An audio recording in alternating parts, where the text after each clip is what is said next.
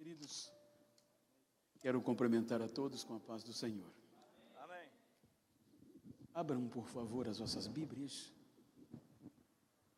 no livro de Ruth.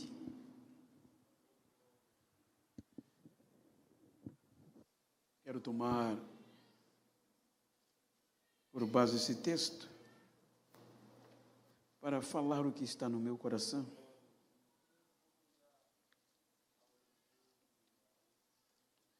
Capítulo 4,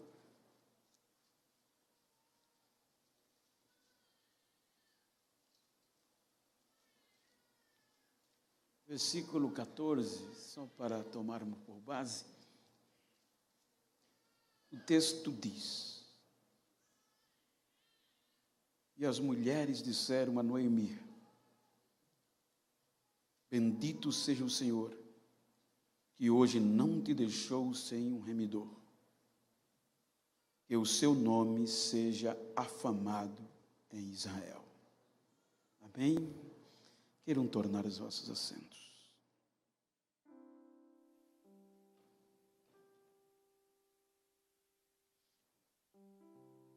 Eu quero agradecer a Deus por ter me dado o privilégio de passar este final de semana em Sara, conhecendo novos amigos. Quero agradecer o cuidado, o carinho do pastor Hebron, pastor Ecleone, pastor Denis, com a sua muito digna esposa, pastora Cleusa. Que Deus recompense os vossos cuidados. Diácono Ademir sempre estava me dando assistência. Presbítero Davi, que com a Pâmela, Deus recompense-os o carinho e o cuidado. Em nome deles está extensivo a todos os irmãos. E quando os irmãos quiserem conhecer Maceió, a minha cidade, saibam que eu estou lá para recebê-los. Só me avise alguns dias antes para dar tempo preparar a orquestra e dar tempo comprar o tapete vermelho para recebê-los. Será uma honra. Queridos, eu quero tomar este texto para falar-lhes sobre crises inesperadas. Quando nós debruçamos no texto, obviamente no seu contexto, há alguns motivos predominantes para que esta obra, no contexto literal e histórico, não pudesse estar aqui na canonicidade da Bíblia. Os motivos, primeiro, é porque o livro começa dizendo, além de curto, 4 capítulos, uma história rápida, mas de uma contundência tal que foi tido digno de estar em uma obra separada. O primeiro ponto é porque os acontecimentos poderiam ser inseridos no livro dos Juízes, como é um livro que tem muitos contextos históricos. Pois o texto começa dizendo, nos dias em que os juízes julgavam a terra.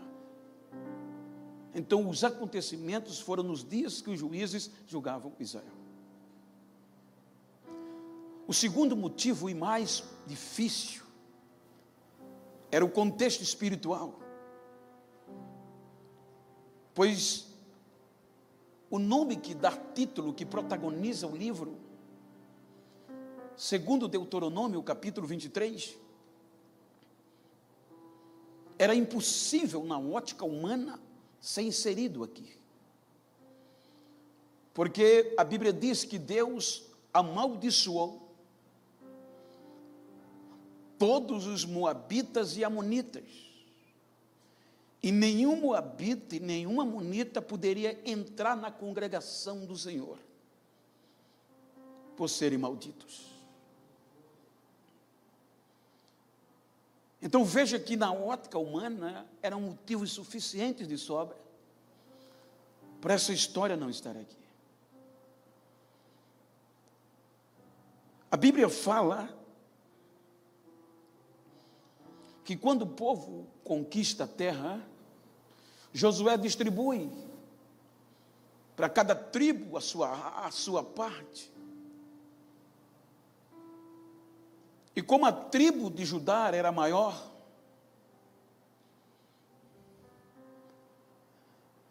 veja que por meio de Calebe, a ponto de entrar em destaque uma cidade chamada Belém,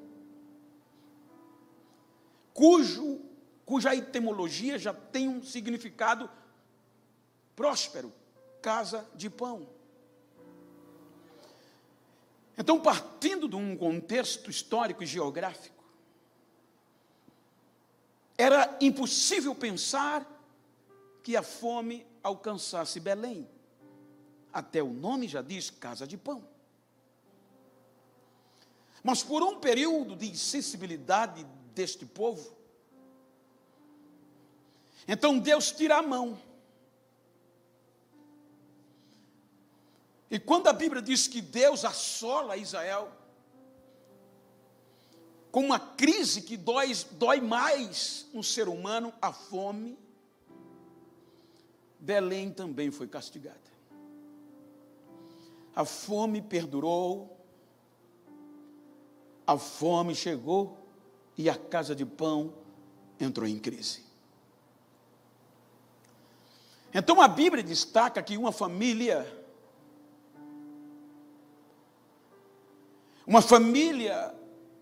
deste contexto, desta região, composta de 4 membros, Abimeleque, o marido, Noemi, a esposa, 2 filhos, Malom e Quilion. Crentes, judeus, de posses, viviam uma vida regada, conhecido em todo Belém, mas a crise vem quando eles não esperavam. E a Bíblia diz que a crise vai demorando. E ele fica sabendo que nas montanhas, na terra alta, ou Moabe, não havia crise, não havia fome. Então a Bíblia diz que ele pega a família, pois os irmãos sabem que naquela cultura o pai, o marido, o homem era a cabeça, literalmente falando. A mulher tinha valor pela proliferação. Então ele pega a família e resolve migrar para Moabe. Não há erro nenhum até aqui na decisão. Eu creio que qualquer um de nós em tempo de crise pensa isso. O problema foi aonde ele escolheu para ir. Moabe. E ele sabia, porque Deus havia dito a Moisés, Moabe é maldito. As terras de Moabe é maldita. Então, no meio da crise, ele cruza as fronteiras de Belém e vai para Moabe para tentar sobreviver em abundância. Primeiro erro, se é que eu posso chamar. Muitas vezes é melhor suportar a crise em Belém do que tentar ser próspero em Moabe. Porque em Belém a crise está, mas você sabe que Deus a qualquer momento pode virar o quadro. Então ele levanta e vai a Moabe, com o objetivo de se estabelecer. Cruza as fronteiras e se estabelece em Moabe e vai bem. Terra altas, terra de chuvas e próspera. Mas Deus não estava lá. A Bíblia diz que quando tudo parecia que ia engrenar, que estava tudo bem, ele morre. Morreu fora de Belém, além das fronteiras da bênção. A história termina aqui. A história acaba aqui. Os filhos predominam. Então os filhos de dizer: mãe, é hora de voltar. É o prenúncio de que não vai dar certo. Mas não, aprofundam-se. E os irmãos sabem, hoje está mais difícil, mas houve época que era comum. A forma mais fácil de você pegar uma cidadania americana, europeia, era por meio do matrimônio. Muitos, diz a história, que pagavam para casar com alguém para ter uma cidadania. Então, agora, em vez de eles voltar, tentaram ser cidadãos moabitas. Porque para Belém não tinha mais plano de voltar por conta da crise. Então eles casam com duas moabitas, cujo a lei de Deus dizia que elas não tinham direito de nem cultuar e nem adorar por conta do incesto e da maldição. Então 2 judeus, 2 crentes, casam com 2 mulheres amaldiçoadas por Deus. E parece que vai dar tudo certo. Então a Bíblia diz que com um pouco de tempo, morrem os 2. Não é coincidência. Os 2 morrem. Aí a Bíblia diz que fica desamparada, sem marido e sem filhos, Noemi. Olha a situação. Uma mulher de círculo de oração. Uma mulher de história. Agora está desamparada, em terras maldiçoadas, além das fronteiras. Se você olhar desamparada, não precisa até detalhes. Sem amparo, sem amigos. O que sobrou foi 2 amaldiçoadas, sem eira e sem beira. A crise chegou. Desamparada, sem perspectiva. A crise jogou-a no chão. Em uma cultura que a mulher, tendo marido, já não era essas coisas, imagina sem marido e sem filhos e viúva. Todas as probabilidades era desistir, era se render, era se prostrar e não ter forças. Porque as circunstâncias diziam isso. Ela só tinha 2 alternativas e mais nenhuma. A primeira era se render à crise. Desistir em Moabe. A história ser interrompida. A segunda era buscar força onde não se via. Acreditar em um Deus que ainda acredita quando tudo vai embora. Levantar a cabeça e recomeçar e voltar para Belém. A primeira era mais fácil. É por isso que a maioria de nós, seres humanos, desiste na hora da crise. Para voltar era mais difícil. Porque teria que buscar força onde não tinha. teria que encarar os dedos indicadores na cara.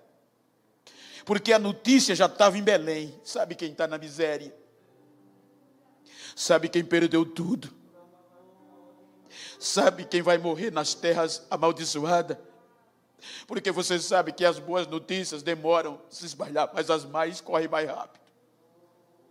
Então, para voltar para Belém, teria que encarar o descaso. Olhava para a esquerda, órfã, amaldiçoada. Olhava para a direita, Ruth, amaldiçoada. Então, a melhor forma era desistir. Mas o capítulo 1 diz, eu não entendo isso, gente. Que mesmo quando todas as probabilidades eram para desistir. Veja que o texto diz, levantando-se ela. E só se levanta quem está embaixo.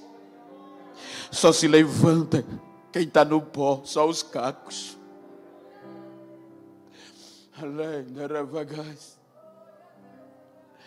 Levantando-se ela, tomou uma decisão. Vou recomeçar. Talvez a notícia era, mas não tem mais jeito, não tem probabilidade.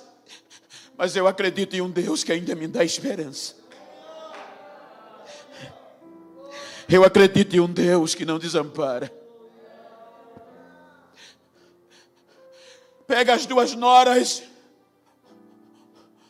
e resolve recomeçar, voltar para Belém. Porque a melhor forma de recomeçar em meio à crise é voltar para onde tudo começou.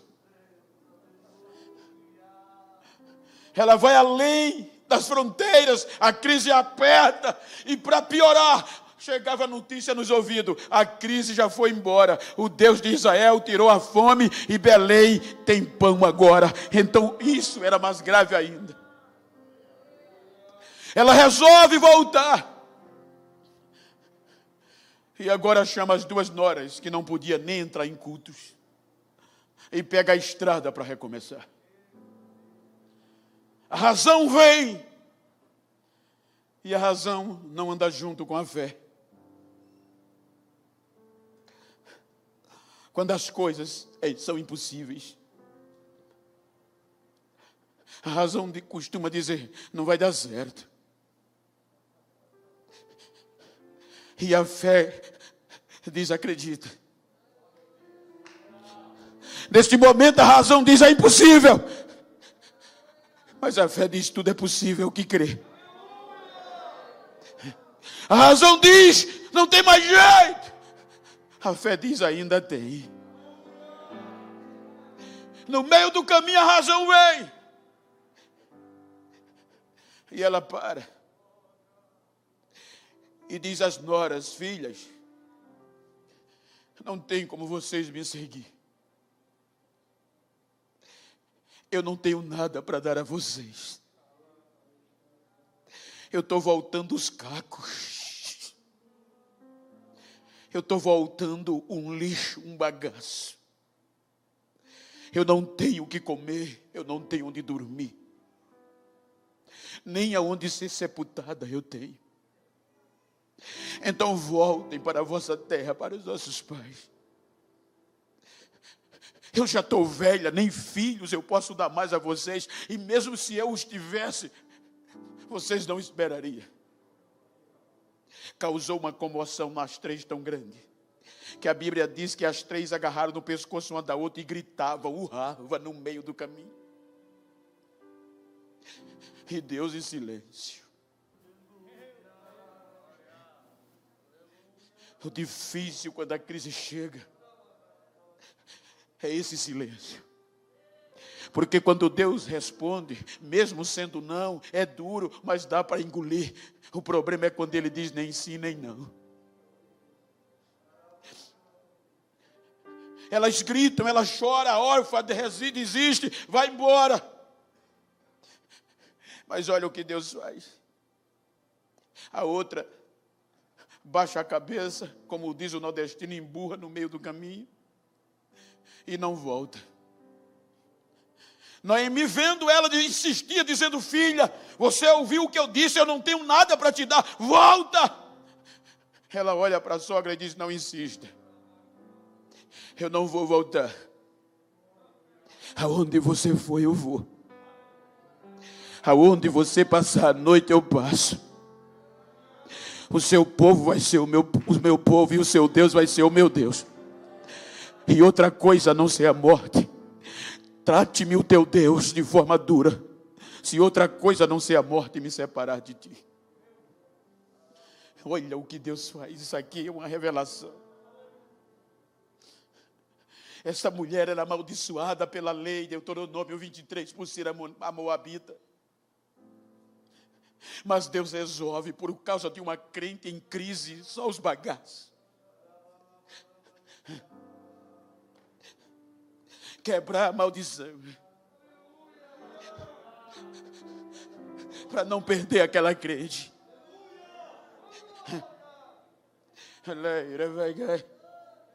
Porque o inferno pensou que já tinha levado tudo, a única forma era ela desistir.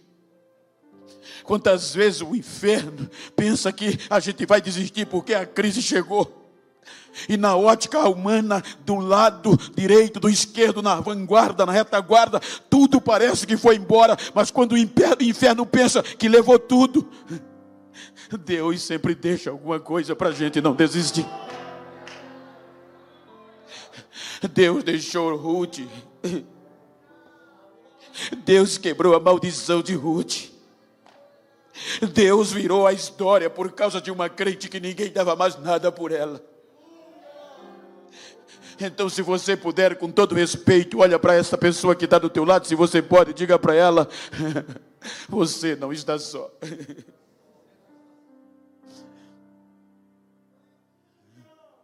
Eu lembro-me de uma história esta bíblica, que um dos momentos mais difíceis de Davi foi a crise com a morte de Absalão. Ele não tinha ânimo para recomeçar. Ele deita na cinza. Nem o general o reanimou, nem a coroa o reanimou.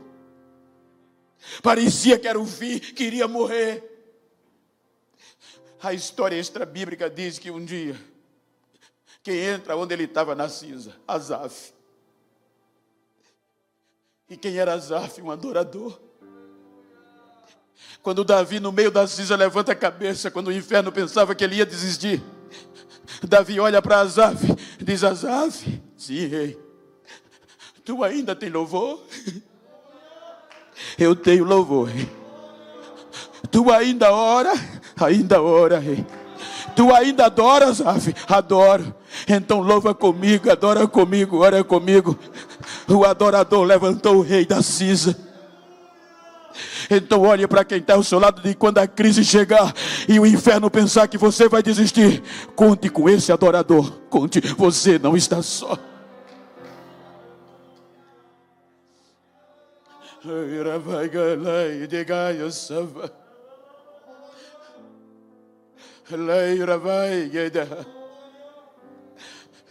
Ela levanta.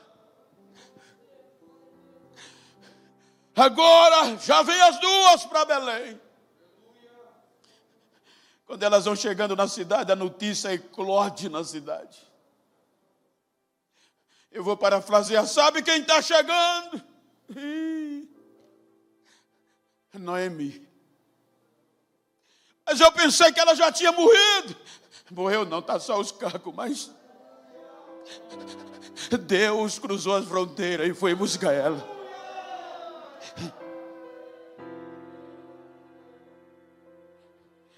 As mulheres de Belém vão comovidas. E quando viram o estado de Noemi, começaram a gritar: é Noemi? Não é Noemi? A coisa estava tão feia que ela disse: não me chame Noemi, que é agradável. Chame-me de Mara. Porque quando eu saí daqui, eu saí com as mãos cheias. Veja que ela saiu no meio da crise, ainda tinha alguma coisa. Mas porque o marido, cabeça dura, foi para Moabe, ela disse: mas eu estou voltando de mãos vazias. Em outras palavras, só os cacos. Veja que ela diz: Deus me fez voltar de mãos vazias. Isso implica dizer que Deus não desiste de um crente. Pode soltar o bagaço. Deus cruzou as fronteiras. Deus quebrou maldição. Deus levantou Ruth para preservar Noemi. Deus não desiste de você mesmo quando alguém não dá mais nada.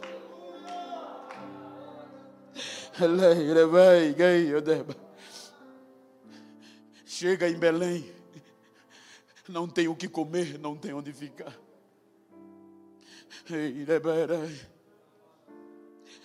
Ruth, a que Deus preservou para cuidar dela, teve que pedir esmola, teve que mendigar, bater de porta em porta, pedindo a alguém, por favor, que deixasse rebuscar, catar os grãos que caíam nas colheitas que ninguém queria mais. Mas o importante não é como você chega, o importante é que você chegou. O importante não é como você saiu, é como você voltou. O importante é que você voltou.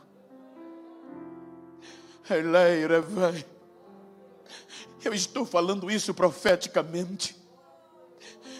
A você que está do outro lado da tela, você que está aqui, não importa o que aconteceu, o importante é você recomeçar. Vai pedir esmola.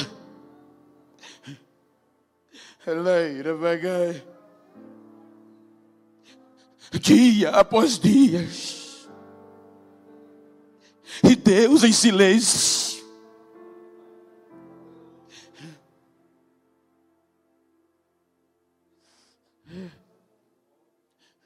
Nessas idas e vindas, esmolando. Aí Deus resolve agir.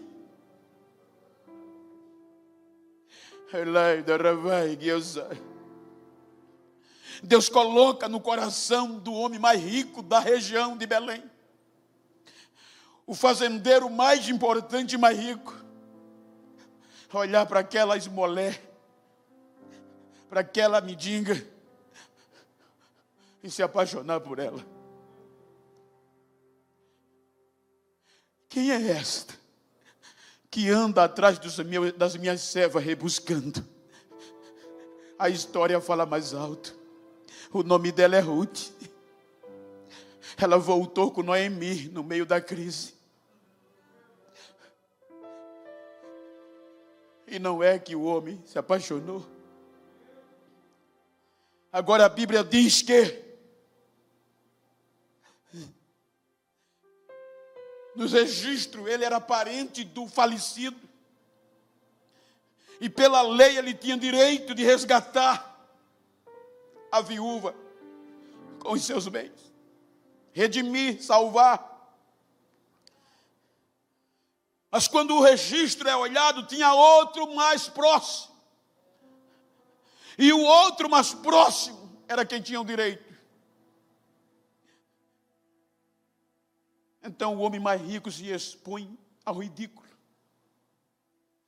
Ele vai para a porta da cidade, pega 2 testemunhas e vai esperar aquele que tinha direito passar para perguntar se ele queria assumir. A Bíblia diz que o homem vem e ele começa a gritar: fulano, vem cá. Na presença das testemunhas ele pergunta: você está sabendo que Noemi voltou? Estou. Você vai resgatar as terras do falecido? Vou, já estou planejando. Mas se você for resgatar, você tem que assumir Noemi e a moça que veio com ela. Ele disse assim: vai dar prejuízo. Vou investir não. Ai.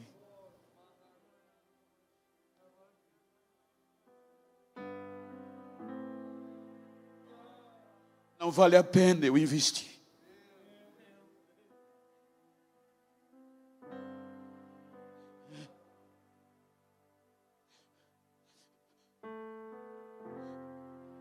o homem mais importante, disse: você não quer, passa para mim. Não se preocupa se alguém não tem coragem de investir em você. Se o projeto é de Deus, Ele vai encontrar alguém mais importante do que quem não acreditava. A Bíblia diz que havia um costume que quando o primeiro não queria resgatar, ele tirava os calçados dos pés, na presença das testemunhas na porta da cidade, num contexto jurídico da época, entregava o que queria e voltava para casa descalço. Quando ele disse: não vale a pena investir, só tá os cacos, não vale nada, só a miséria, se só for a terra eu quero, mas com ela não quero. Aí Boaz diz: então passa para mim.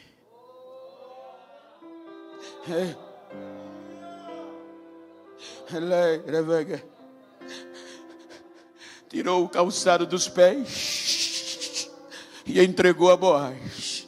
Juridicamente, ele deu o direito de resgate a Boaz. Então, carinhosamente, olha para quem está ao teu lado. Se você puder, diga para ele: fica tranquilo. Quem não acreditava em você vai ter que voltar descalço para casa.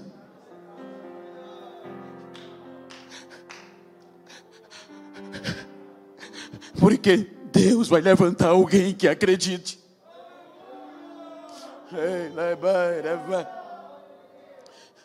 Casa-se. Agora a mendiga, a falida, o projeto acabado, senta na porta do casarão. Talvez cadeira de balanço. 9 meses, 1 ano. Nasce o primeiro filho de Ruth com Boaz. Se você continuar o texto, você diz que foi entregue a Noemi. Agora Obed foi entregue a Noemi. No contexto, avó. E quem é avô sabe o quanto o neto quebra a gente no meio. Agora Noemi, que ninguém dava nada, mas teve coragem de recomeçar no meio do pó, sentava na cadeira de balanço, com o Obed nas pernas, e as mesmas mulheres que não acreditaram quando ela entrou, quando via, tinha que gritar: glória, bendito ao Deus de Noemi, que não a deixou desamparada, deu filho, e ele será afamado em Israel. Tem que engolir. Agora imagina, a gente só prega Davi, o grande rei de Israel, mas sabe aonde a Davi aprendeu e ter a fé que ele teve, o chamado? Foi quando Obed, na coxa da avó, sendo balançado, Noemi olhava para Obed e dizia: o seu nome vai eclodir em Israel. Você vai ser grande, a sua descendência vai reinar. Aí olha o que acontece, que a Bíblia diz: que Obed gera Jessé, e Jessé gera Davi. Quem foi o maior rei de Israel? Até hoje ele é afamado em Israel, é Davi. É porque Deus ainda acredita em quem ninguém acredita.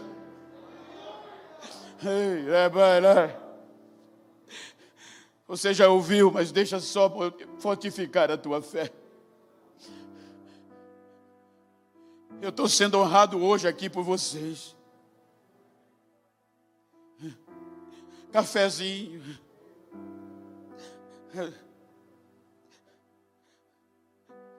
Mas quantas vezes eu não ouvi alguém dizer: esse negro não vale o que come.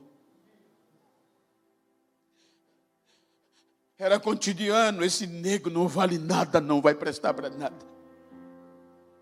E por quantas vezes eu não quis me suicidar na frente de um carro, mas não tinha força, não conseguia.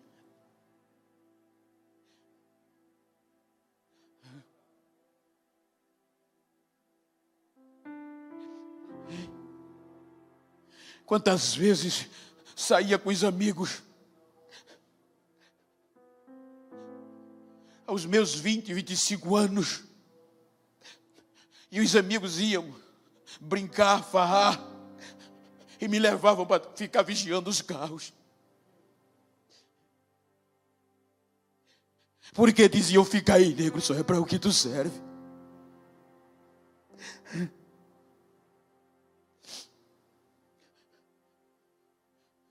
Em 1992, um crente chega para mim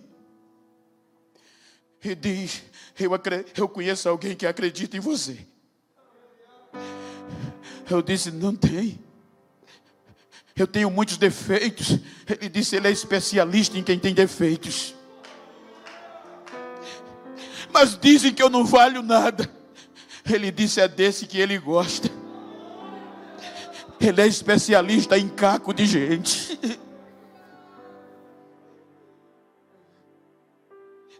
Me evangelizou por 3 meses. No dia 21 de junho de 92, eu estava diante de um púlpito de uma igrejinha de 6x12, rendido, e Jesus me aceitou. Com 15 dias, me batizou com o Espírito Santo. Passei 3 dias falando línguas estranhas. Quem não acreditava dizia: isso não presta nem para ser crente, não vai passar um mês.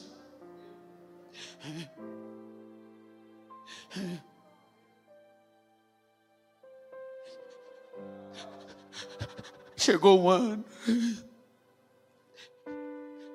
ano e meio, eu não perdi um culto.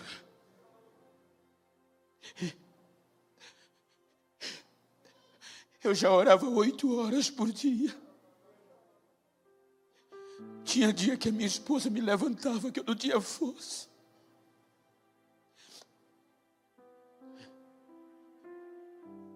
Um ano e meio depois, teve um culto como esse, de domingo. E não era culto de jovem, eu era coordenador, me sentei no penúltimo banco. O pregador daquele dia me disse: fica de pé, você. Eu fiquei. 90 e chegando 94. Deus está mandando eu te dizer que o mundo vai ouvir falar o teu nome. O Brasil vai ser pequeno, porque Deus tem um projeto de restauração através da sua vida. Você está dando aleluia porque não estava lá. Os irmãos olharam para trás. Com 3 dias depois, foi um grupo de obreiros da igreja me procurar. E sabe o que é que eles vieram dizer? Bento, a gente está preocupado com você, quarta-feira. Por quê? Aquele culto de domingo, esquece. Tu é crente, senão tu vai decepcionar-se.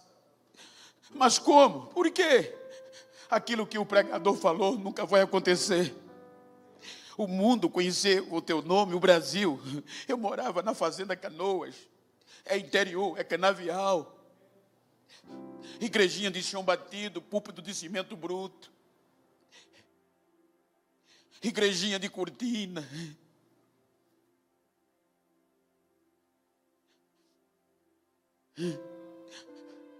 Cortador de cana. Sem parente, sem aderente no ministério. Desista. Para piorar, você tem 3 defeitos que são impossíveis, que é impossível ser realidade. Eu disse: quais são os meus defeitos que impedem? Tu é pobre, verdade. Tu és analfabeto, dizia eles na época, sim, verdade. E para piorar, você é preto. Desista.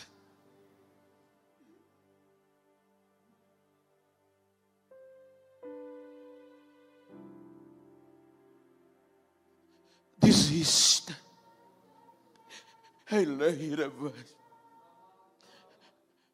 E eu disse: não vale a pena. Porque uma coisa é você ser desacreditado lá fora, mas aqui dentro é outra. Dizer que eu não valia nada lá fora era difícil, mas era mais fácil. Mas aqui dentro não dá para resistir. Cheguei e disse: então não dá mais, nunca mais eu entro numa igreja. No outro dia, eu estava de folga da empresa E como eu tinha o costume de ir no final de semana e na minha folga passar o dia na igreja, fui fazer a última oração. Para quando o dirigente chegar à noite da cidade, eu entregar tudo. Só vou orar meia hora. Dobrei os joelhos, fui orar. Quando deu meia hora, em lágrimas, fui me levantar, não conseguia. Tinha o peso de 2 mãos nos meus ombros. E uma voz entrando pelos meus tímpanos e descendo o coração e dizendo: quando eu te escolhi, eu já sabia os teus defeitos. Quando eu te chamei, eu já sabia as tuas fraquezas. E eu vim aqui para dizer que eu vou te mostrar quem eu sou. Eu não desisto de você. Hoje eu te mostro quem eu sou. E nesse vai e vem, eu só gritando, só chorando, só falando línguas estranhas. Chegou 4 horas da tarde. Eu me levantei, fui para casa, veio um jovem correndo, dizendo: irmão Geno, vai para casa, o que é que houve? Não vai dar mais tempo ir para casa, vai para o posto de saúde. Por quê? A tua filha passou mal e foi levada ao posto de saúde, muito precário. Cheguei no posto de saúde, ela estava na maca, toda cheia de espumas. O médico olhou e disse: eu fiz o que pude, mas não teve jeito. 9 anos, ela entrou em óbito.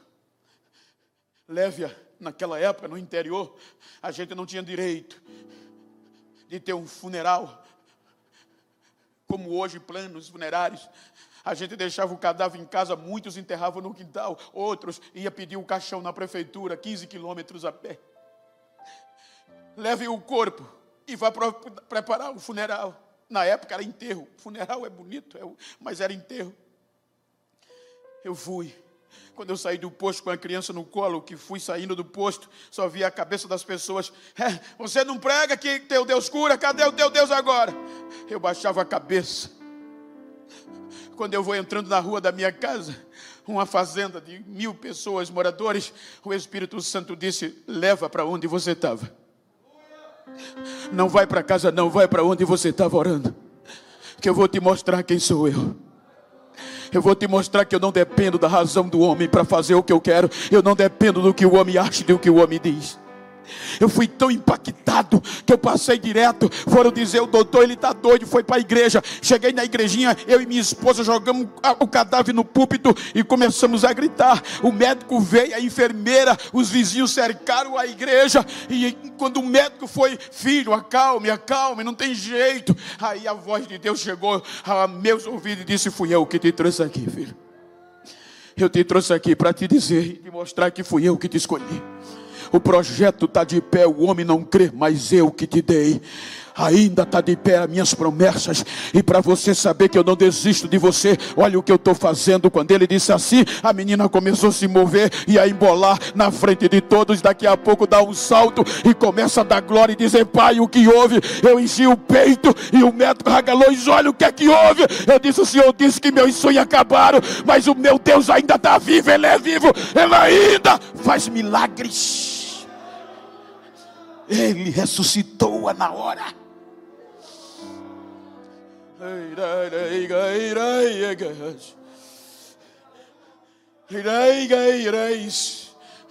Pessoas aceitaram Jesus naquele dia.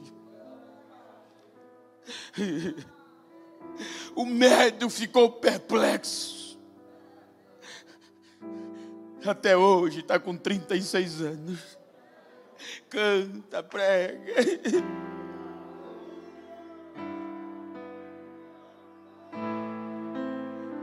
(94) Eu fui tão impactado que eu botei o peito para frente e disse: agora ninguém me segura.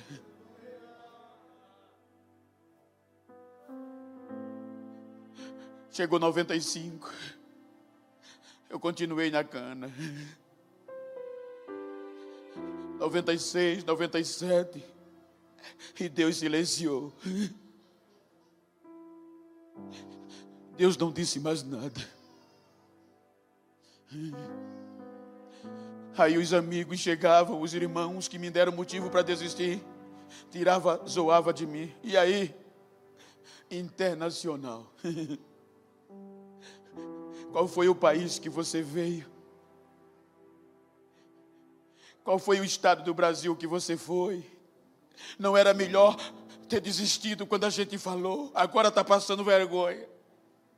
Eu só tinha o direito de baixar a cabeça e as lágrimas caírem. E Deus não dizia nada. Chegava na congregação, o dirigente tirava onda e dizia: o Internacional está aí. Tá, pastor. Diga a ele que o banheiro está sujo. Eu pegava o rodo, voluntário, nunca fui integrado. Ralava o dia todo, saía de 5 da manhã, chegava de 7h30, ia direto para o culto. E ainda aguentava isso. Pegava o rodo, o pinho-sol, o detergente. E enquanto eles cultuavam, eu estava lavando o banheiro.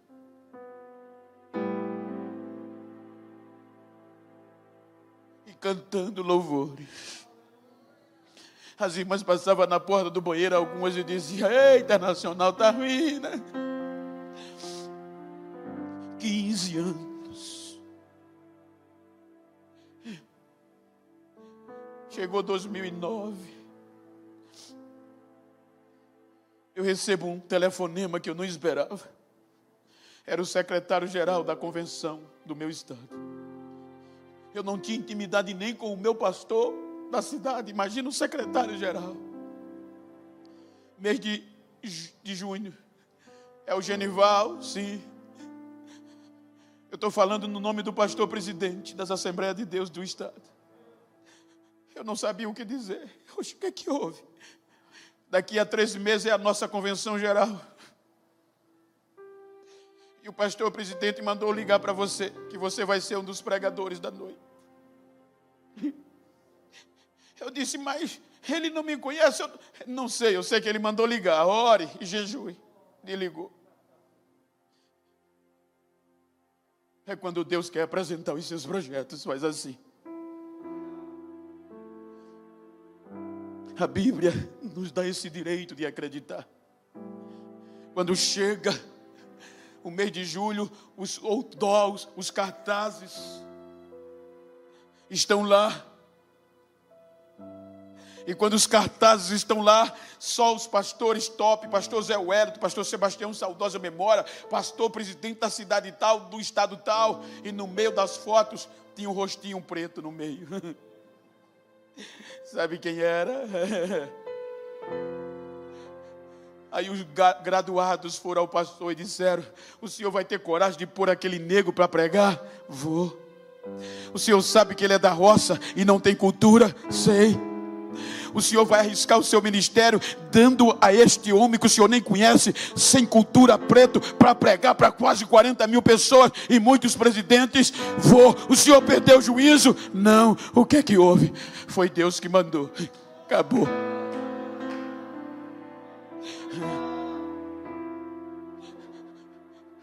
Agosto de 2009, estava eu subindo no centro de convenções. Quem me deu motivo para desistir estava lá embaixo e eu lá em cima. Eu preguei. Deus foi comigo, me ajudou. Quando eu terminei de pregar, os pastores me beijavam, me abraçavam e diziam: aonde você estava que eu não lhe conhecia? Estava escondido em Deus.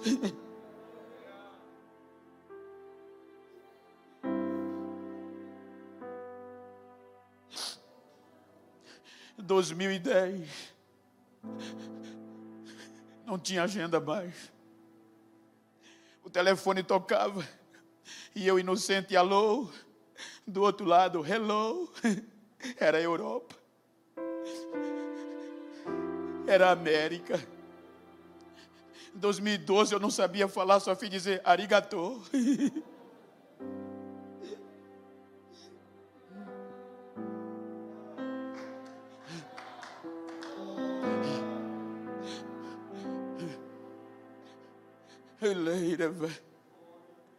Quem me dava motivos para desistir, hoje bate no peito e diz: eu tenho orgulho de ser teu irmão e ser teu amigo.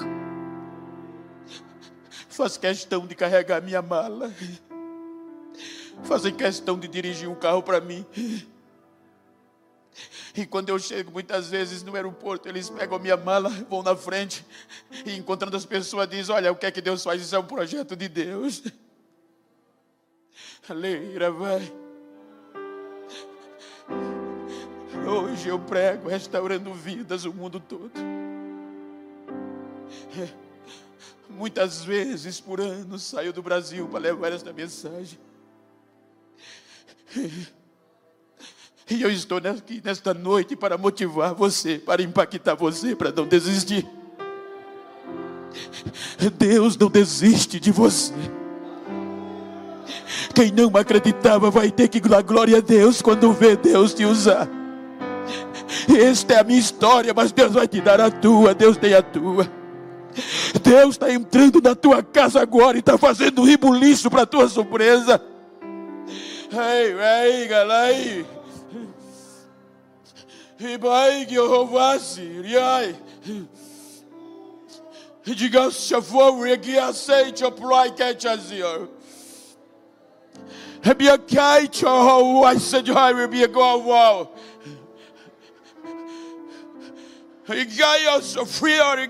O Espírito de Deus está dando uma língua diferente em mistério a alguém nesta noite.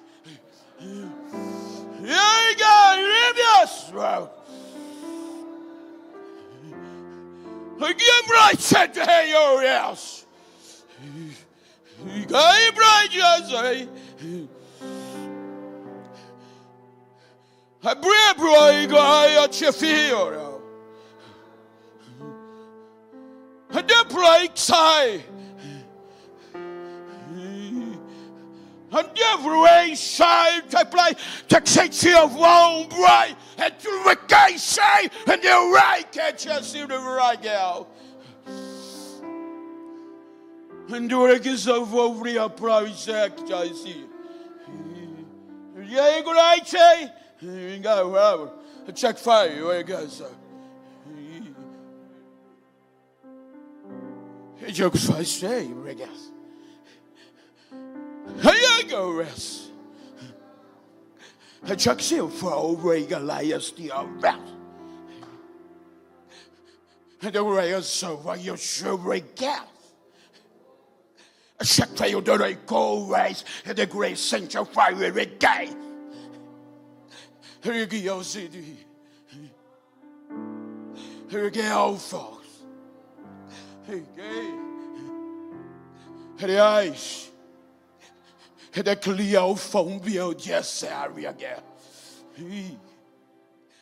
E aí, dez. E behind it all. E behind de si, ele gai, check fire, daí. Não sou eu Deus. O que é isso de viver? Rigai, só do vou regalar, sabe?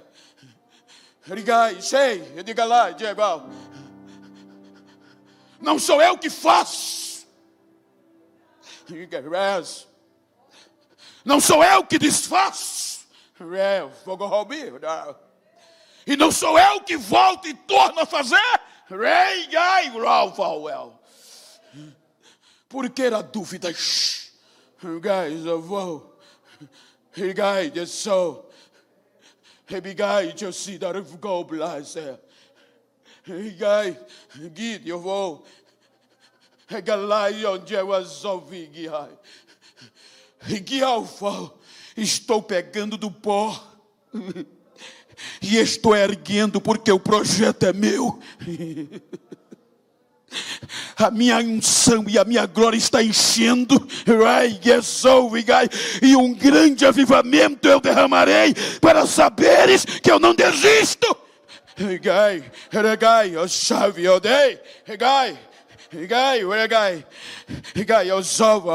Estou distribuindo dons esta noite. E estou impactando o coração pelo poder da minha glória e da minha unção. Eu estou levantando projetos caídos.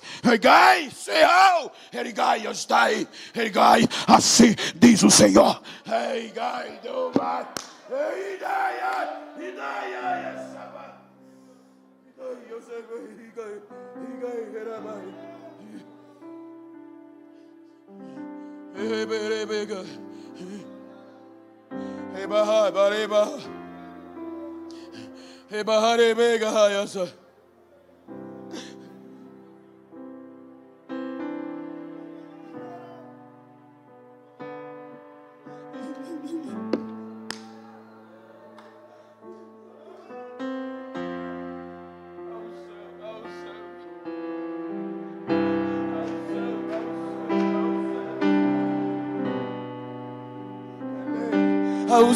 A unção invadindo essa casa. A unção está tomando conta. A unção está invadindo.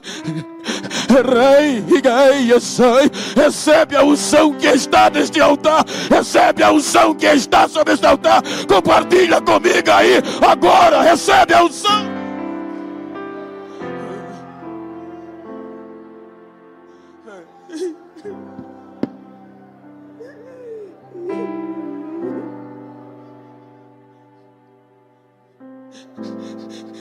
Deixa eu ouvir o barulho da Assembleia de Deus. Deixa.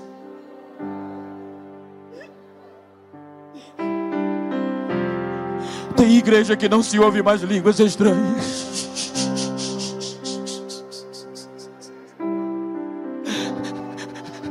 Tem quem diga que é feio e escandaliza.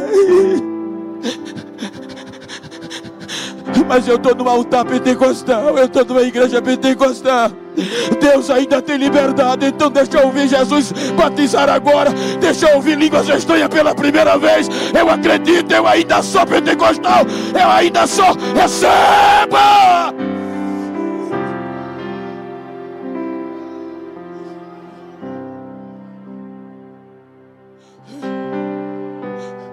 Bendito seja o Deus de Noemi.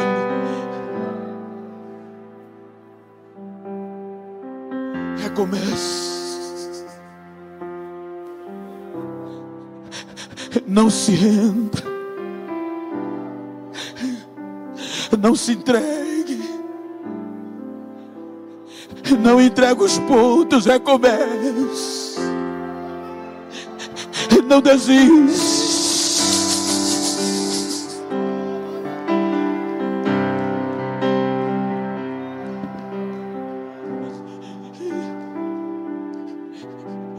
Diziam Bento, preto não prega no sul.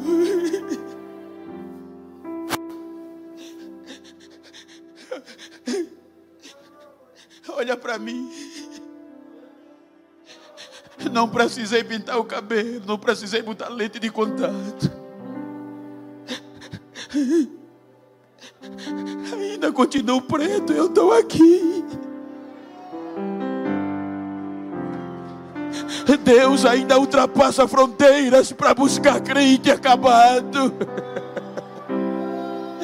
Deus ainda cruza fronteiras para resgatar crentes falidos.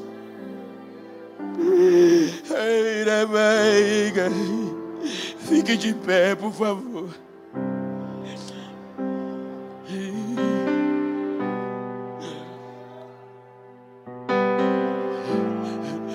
Se você puder, e se você quiser, com todo respeito sanitário e ético, vê se tem alguém do mesmo sexo ou íntimo perto de você. Me ajuda aqui, pastor Denis. Ou melhor, me ajuda aqui, filho. Se você puder, com todo respeito, olha para ele assim como eu estou com um amigo aqui. Olhando para ele, diga: me faz um favor. Diga para ele: me faz um favor. A partir de hoje, se tu sair daqui e encontrar alguém que não acreditava em mim, que pensava que eu estava acabado, dá um recadinho a ele. Diga a ele que eu estou recomeçando. Eu não vou desistir. Estou voltando.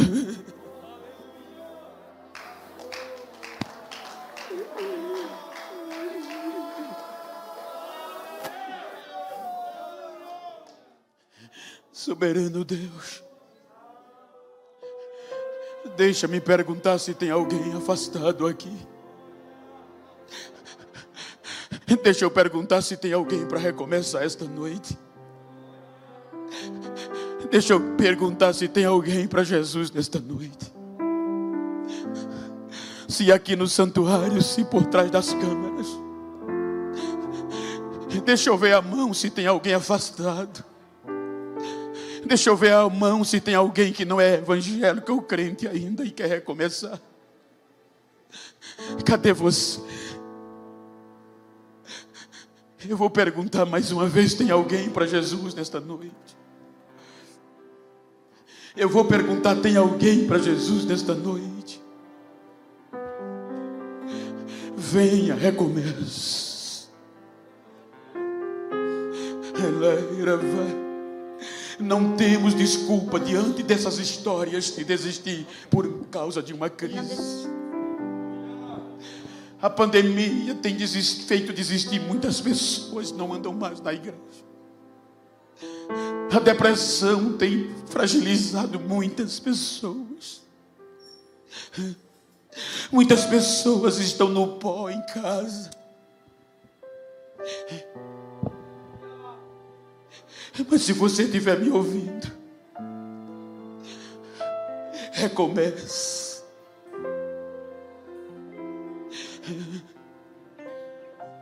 Você é um projeto de Deus. Os danos causados pela crise não são capazes de fazer Deus desistir de você. Tem alguém para Jesus nesta noite? Eu agradeço em nome de Jesus, pastor.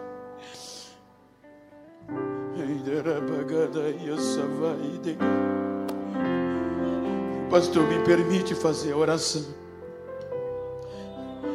Soberano e eterno Deus, eu sei que estamos vivendo dias que não podemos provocar aglomerações, mas aqui está a Santa Igreja do Senhor, e o Senhor sabe que nós não somos perfeitos, mas por meio de Jesus nos justificasse diante de Ti. Então eu preguei a palavra que veio ao meu coração. Corações feridos, vidas que desistiram e outras que estão à mercê. Que nesta noite a Tua palavra, que não volta vazia, mas faz e produz o resultado para que foi enviada, que ela venha penetrar em corações. Que projetos sejam reerguidos, que sonhos sejam restaurados, que feridas da alma sejam saradas, que feridas do corpo sejam saradas, e que o barulho de glória, de louvor, de adoração comece, Senhor, e venha eclodir no meio da crise, para a glória do Teu nome. Restaura vidas. Eu ministro restauração nesta noite, no nome de Jesus. Eu ministro restaurações de família. Eu ministro restauração de ministério. Eu ministro, Senhor, a volta daquele que desistiu, daquele que está caído. Entra na casa onde ele está, entra no ambiente que ele está e traz ele de volta para a alegria desta casa. Eu ministro isto hoje, nesta noite. Receba a bênção. Toma posse da bênção.